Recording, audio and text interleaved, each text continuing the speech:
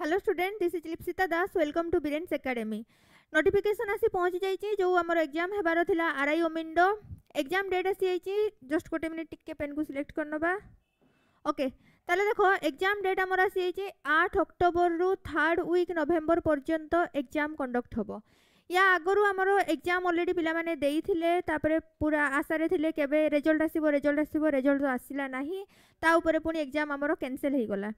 ताले जो पिला माने सब देइथिलो एग्जाम से माने पढ़ा पढ़ी आउ थरे स्टार्ट कर दियो, जेहेतु एग्जाम आमर पूरा पाखे अछि। 8 तारिख रु एग्जाम स्टार्ट हेबा को जाउची, जो एग्जाम आमर 3rd वीक नवेम्बर पर्यंत चलिबो।